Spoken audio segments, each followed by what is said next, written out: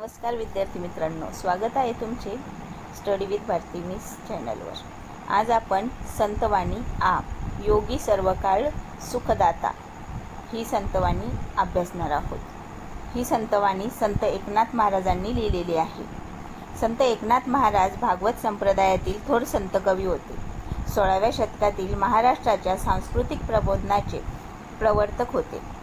एकनाथी भागवत, रुक्मिणी स्वयंवर, भावार्थ रामायण इत्यादी ग्रंथ, अभंग, आख्याने, गवळणी, पदे, भारुडे अशी त्यांची बहुआयामी लेखन संपदा आहे। बहुश्रुतता, समन्वयशीलता, सामान्यांच्या उद्धाराची तळमळ, अलंकारिकता, पौराणिक कथासंदर्भ, सुबोधता हे संत एकनाथांच्या काव्यांचे प्रमुख विशेष होत। प्रस्तुत अभंगात योगी पुरुष आणि पाण्याची तुलना केली आहे। योगी पुरुष हा पाण्यापेक्षाही श्रेष्ठ आहे हे विविध दृष्टांतातून संत एकनाथ यांनी स्पष्ट केले आहे। चला तर मग आपण योगी सर्वकाळ सुखदाता ही संतवाणी अभ्यासू। मी रीडिंग करता करता तुम्हाला प्रत्येक लाईनची अर्थही समजून सांगते।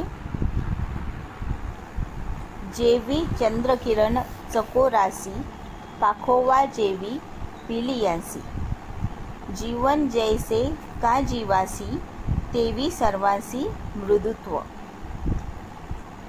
जेवी चंद्रकिरण चाकोरासी म्हणजे चकोराला जसं चंद्राचे किरण नाची नेहमी आस लागलेली असते। पाखोवा जेवी पिलियांसी म्हणजे पक्षी जसे आपल्या पिलांची काळजी घेतात, तसेच जीवन जैसे का जीवांसी, तेवी सर्वांसी मृदुत्व, जसं सर्व जीवांना जीवन आहे त्याचप्रमाणे मृदुत्वही आवश्यक असते। जळ वरी वरी क्षाळीमळ, योगिया सबाह्य करी निर्मळ। जळ म्हणजे जल, पाणी, हे जसे आपल्या शरीराचा मळ क्षाळी म्हणजे काढून टाकतं, तसंच योगिया सबाह्य करी निर्मळ, योगी आपलं अंतर्बाह्य मन सुद्धा आणि निर्मळ करत असते। उदक सुखी करी एक वेळ, उदक सुखी करी एक वेळ, योगी सर्वकाळ सुखदाता।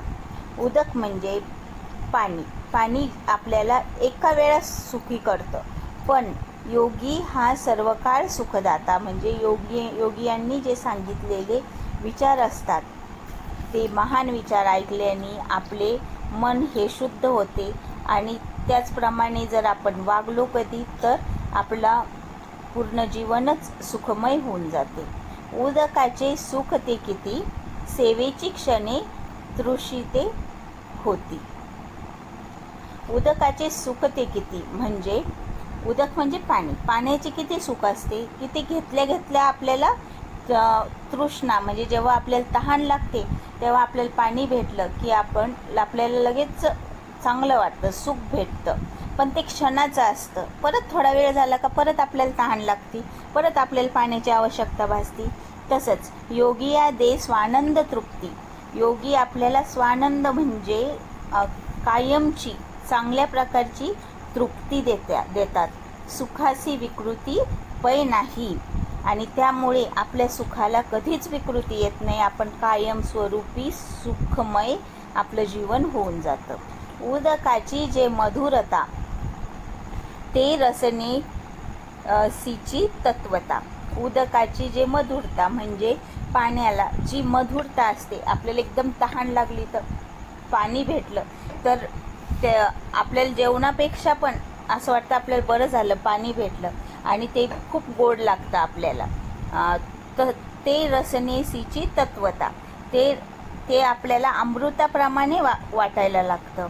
योगी यांचे गोडपण पाहता होय निवविता सर्वेंद्रिया, जसंच योगी यांची विचार आणि त्यांची सांगण्याची पद्धत हे सर्व ऐकून आपले सर्व इंद्रिय हे तृप्त होऊन जातात। सर्वेंद्रिया म्हणजे सर्व इंद्रिय, निवविता म्हणजे शांत होणं, तृप्त होणं.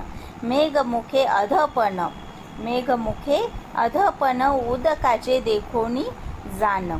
मेघ म्हणजे आभाळ. पावसाळ्याच्या दिवसात जसं आकाशामध्ये मेघ दाटून येतात आणि त्यानंतर काय होतं, आपल्याला वाटतं आता पाऊस येणार आहे, तसंच अधपाते निवती जन अन्नदान सकळासी. ते तसंच जे जन आहे, जन म्हणजे लोक, सर्व पब्लिक, हे जे आहे यांचे अधपतन जेव्हा होत नाही, ते सगळे सन्मार्गाला जातात, तेव्हा ते नेहमी अन्नदान करतात. तैसे योगियासी खालू ते येणे, जे इहलोकी जन्म पावणे. जैसे तैसे योगियासी खालू ते येणे म्हणजे तसंच आपल्या जीवनात नेहमी आपल्याला योगी यांचा संग लाभू द्या.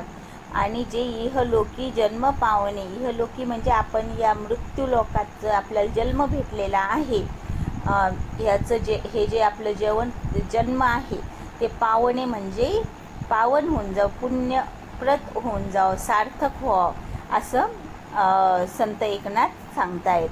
जन निववी श्रवण कीर्तने निज ज्ञाने उद्धरी. जे योगी असतात ते काय करतात, कीर्तन करतात आणि ते आपण श्रवण करून काय होतं, आपल्याला कायम ज्ञान भेटतं. संपूर्ण ज्ञान भेटल्यामुळे आपला उद्धार होतो.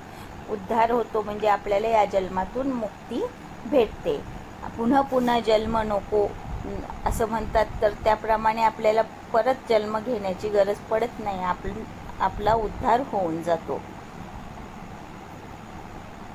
असं हे पूर्ण संतवाणी होती. याचा स्वाध्याय आपण उद्याच्या लेक्चरमध्ये बघू. आशा आहे तुम्हाला सर्व व्यवस्थितरित्या समजलं असेलच. तुम्हाला माझं शिकवणं कसं वाटतं आहे, लेक्चर आवडतं आहे नाही हे मला कमेंटमध्ये नक्की कळवा. आणि आवडत असेल तर लाईक, शेअर, सबस्क्राईब नक्की करा. भेटू आपण नेक्स्ट लेक्चरमध्ये. संतवाणी योगी सर्वकाळ सुखदाता याचा स्वाध्याय डिटेल एक्सप्लेनेशन सहित उद्या बघू.